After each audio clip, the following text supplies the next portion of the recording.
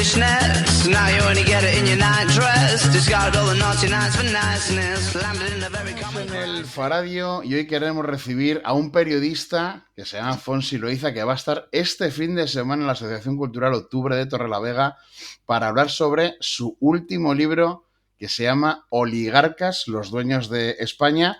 Y además hay que decir que un servidor, en nombre del Faradio, le va a estar acompañando en esta presentación sábado 12 del mediodía.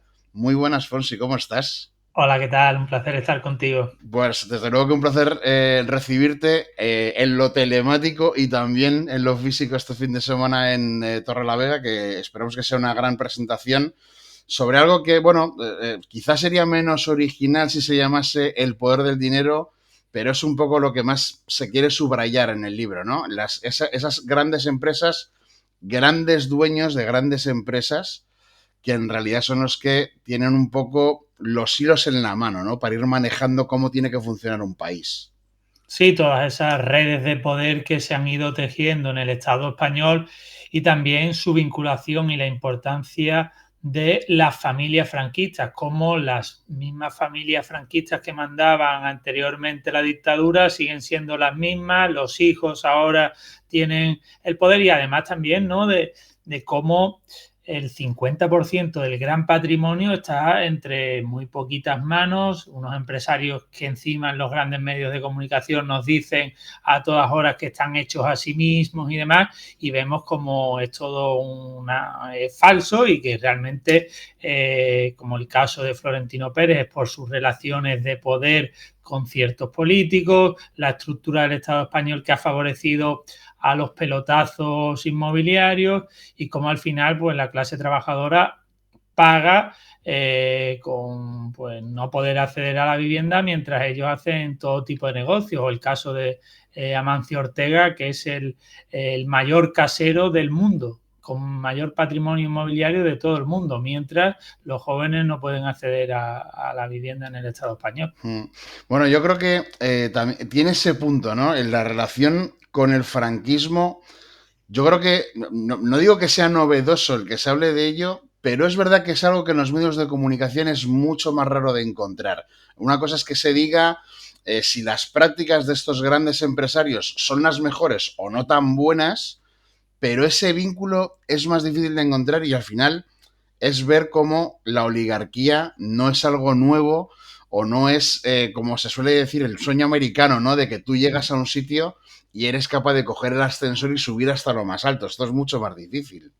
Sí, tal cual. Y cómo, pues, al final, hablando de las familias franquistas, ¿no? Pues antes igual se daban ese tipo de negocios en las cacerías con el dictador Franco, pero ahora vemos como todo el régimen español, donde se dan ese tipo de negocios, es en los palcos de fútbol como el Santiago Bernabéu, donde está el señor Florentino Pérez en el último partido al lado de Isabel Díaz Ayuso, que le ha dado todo tipo de adjudicaciones, de la obra del Hospital Fantasma del Zendal, de la obra de la Ciudad de la Justicia y demás, y vemos cómo se perpetran los grandes negocios de Estado en ese tipo de santuarios que les llaman, ¿no? Del fútbol y demás, que realmente no les interesa el deporte, sino hacer negocio con él.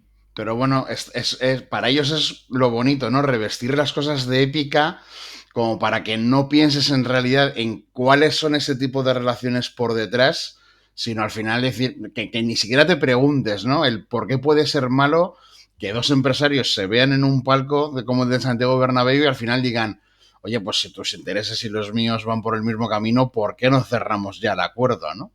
Claro, claro. Y además vemos cómo acuden tanto la persona que dirige la Comunidad de Madrid, Ayuso, como el candidato, que es el ministro de Transformación Digital del Partido Socialista, Óscar López, o vemos allí a ministros del PSOE, igualmente que como hacía Aznar con Zaplán y demás, pues está Óscar Puente, está Álvarez, que es otro que no se pierde partido. ¿Y qué intereses tiene? Pues claro, Florentino Pérez, donde hace negocios con adjudicaciones públicas. No es que él consiga unos negocios a partir de una visión y demás, no, es la obra pública, es la transformación digital, que ahora ha apostado mucho por las bases de datos, y es el tema de la guerra, es la defensa, donde está llevándose mayoritariamente ahora sus contratos. Incluso hay una alianza de su empresa con el ultraderechista Donald Trump, en el cual pues vemos que está consiguiendo grandes negocios. Y también en el libro, aparte de esas relaciones del franquismo y demás, también se explican cómo realmente el Estado español y estos amos de España, ¿no? Al final realmente son como los manijeros de unos intereses superiores que son del imperio estadounidense, que se está haciendo con el país a partir de la unión de la empresa de Florentino Pérez con fondos buitres norteamericanos de Estados Unidos, que pues ya tienen todo el negocio inmobiliario, y de cómo se están convirtiendo estos oligarcas en unos manijeros de unos intereses que no son nacionales del Estado español ya realmente, sino de que está todo en base a los intereses de Estados Unidos y de Donald Trump, y ellos saben muy bien con quién hacer ese tipo de negocios, e incluso apoyan genocidios, como hemos visto en el caso del pueblo de Palestina, como Florentino Pérez en zonas ocupadas por parte de Israel ha hecho negocio y ahora ha aparecido en la lista negra de la ONU, una cuestión que ya veníamos denunciando durante muchos años, y que ahora pues ha aparecido ya por fin la empresa de Florentino Pérez, y que se debería empezar a juzgar a este tipo de personas que han participado en un genocidio. Ya por primera vez creo que se ha abierto un caso en la Audiencia Nacional esta misma semana de una empresa vasca que también había participado en el genocidio. Yo espero que empiecen a juzgarse a este tipo de personajes y a este tipo de oligarcas del Estado español, que incluso han formado parte del genocidio de Israel. Bueno, con estas relaciones que se van perpetuando en el tiempo, que dan origen a grandísimos contratos en los que está el dinero público, claro, uno piensa en la Constitución española, que comienza diciendo que la soberanía reside en el pueblo español, pero hay que preguntarse cuál es el significado y realmente el valor que tiene la soberanía cuando ves que hay personas que consiguen tener un montón de propiedades, con lo cual su porcentaje de soberanía es mayor que el de los demás, ¿no? Sí, pues el tipo de democracia fue lo que nos vendieron durante la transición, hecha a base de asesinato, sangrienta. Sin embargo, nos vendieron que fue muy modélica y demás. Y en el libro también explico otra pata que yo creo que es muy importante. Ya hemos hablado de Estados Unidos, del franquismo, pero es que en todas las grandes tramas de corrupción siempre sobrevuela una familia, y esa familia sigue siendo la familia de la Casa Real, que son los Borbones, que en toda trama de corrupción tienes que pasar por una caja, y esa caja es igualmente con Juan Carlos I que con Felipe VI, y es los Borbones. Y los Borbones son como la forma en la que estos oligarcas han tenido de relacionarse en las corruptelas. Por eso ahora es verdad que por fin hemos podido hablar casi ya sin temor a decir que es un ladrón y un delincuente y un putero de Juan Carlos I, pero sí que es verdad que en el caso del hijo hay todavía una censura brutal. Se está viendo una forma de nuevo 23F camuflado con la Dana. Incluso el funeral que se hace lo dirige Felipe VI. Felipe VI fue allí y qué bien estuvo Felipe VI, y fue una forma de blanquear a la monarquía, y se está utilizando con esa con el tema de una catástrofe. Y lo hacen además unas personas como Leticia Ortiz o Felipe VI, que en otra gran catástrofe que fue el 11M, donde murieron muchas personas en un atentado terrorista, en el mayor atentado terrorista, ellos, tanto Felipe VI como Leticia Ortiz, mintieron a todos los españoles sin tener vergüenza, diciendo que no iban a hacer ningún tipo de luna de miel porque ellos eran muy respetuosos con las víctimas y se quedarían en España. Luego nos tuvimos que enterar por medios internacionales ya años después de que tanto Felipe como Leticia se habían ido a diferentes islas privadas y demás, y estaba organizado ese viaje por una tal Corina Larsen para blanquear capitales y demás, ¿no? Pues si en un momento como ese del 11M, en el cual pues Aznar nos mintió, pero es que también nos mintió el jefe de Estado, que era el después jefe de Estado, que ha acabado siendo Felipe VI, y que además pues participaba en esa trama de corrupción que era la de Juan Carlos I con Corina Larsen. Fonsi, tú empezaste por el periodismo deportivo, que además es algo que compartes conmigo, que yo también empecé por ahí. ¿Cómo te surgió ese clic para empezar a ver que querías investigar lo que había detrás del deporte? Pues cuando llegas a una redacción de deportes y ves cómo está el panorama, pues yo creo que ya te empiezas a revelar de lo que ves, ¿no?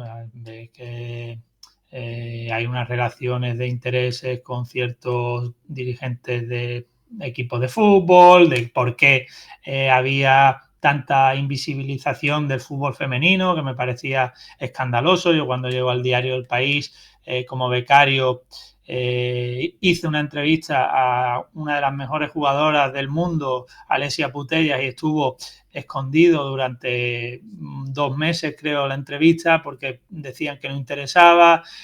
Hice también el bádminton femenino en el primer mundial que gana Carolina Marín, y decían que no interesaba, y al final acabó siendo la portada, y cómo se invisibilizaban esos temas, y de cómo también yo creo que sobre todo con el mundo del fútbol, se ha convertido en un show y demás para, por ejemplo, programas como El Chiringuito, que han invadido lo que es la prensa deportiva. Si uno ve televisión española, los programas que son de tertulias ya lo han imitado. Yo creo que detrás de todo ese circo lo que realmente hay es unos intereses de los que mandan para que no se hable de los chanchullos que hacen con el mundo del deporte, y en esas pues me vi como pues tenía que reaccionar ante ellos. Por ejemplo, un caso de cómo funciona la prensa y de cómo da pábulo a los bulos, a la mentira y demás, y censura la verdad, es un caso paradigmático que yo viví. Yo hice una entrevista a un tal Javi Pobes, que ahora se ha hecho famoso porque suelta bulos de que el mundo, de que la Tierra es plana, de que nos invaden con, vamos, las chaladurías de Marcos Llorente, que creo que dice que nos fumigan. Pues este tipo me dijo una vez que Israel era un estado asesino en una entrevista, y yo lo coloqué en el diario El País. Llegó entonces, creo que era director o subdirector, todavía no sabemos quién fue, o Antonio Caño o Alandete, que ahora se ha hecho famoso por una pregunta a Donald Trump. Pues uno de estos dos censuró el texto, no me dieron ningún tipo de explicación, porque decía que Israel era un estado asesino, un futbolista que acababa de dejar la primera división. Sin embargo, ahora cuando se dedica al bulo constante, se ha vuelto majara y demás, ahora aparece en televisión a todas horas cuando quieren mediarse, le hacen programas en la COPE, le hacen entrevistas largas. Por tanto, ¿cómo censuran una cuestión que era elemental? Ya era en 2015 del genocidio y demás. Sin embargo, cuando dice las locuras que dice, las majaderías, Javi Pobes tiene barra libre para expresarse dentro de los medios de comunicación masivos. Bueno, te tengo que preguntar también por Cantabria. Somos un medio cántabro y claro, pues Juan Ros, Florentino Pérez, Amancio Ortega, pero otra de las figuras que aparece en el libro es Ana Patricia Botín y el Banco Santander como la gran entidad financiera española que tiene su sede aquí. ¿Y qué es lo que has descubierto sobre el Banco Santander? Bueno, pues yo creo que no tengo que contarle a los cántabros de izquierda lo que significa la familia Botín, porque seguramente vosotros mismos lo habéis sufrido, lo que significa el poder que tiene la familia Botín. Sí que es verdad que indago a lo mejor también, no solo en eso, sino en las relaciones internacionales, como ahora ya ella no tiene tanto poder en el banco y lo tiene el fondo buitre BlackRock, como ella se ha hecho socia del Fondo Monetario Internacional y demás, ¿no? Y esos intereses ya internacionales de Ana Patricia Botín, pero que ella ha perdido mucho poder dentro. Ella es la directiva, sí que es verdad, la jefa, la banquera, pero es verdad que ya la propiedad del banco no es tanto de la familia Botín, sino de otros intereses, como pueden ser BlackRock y estos fondos de intereses buitres y demás, y ellos son, pues eso, ese tipo de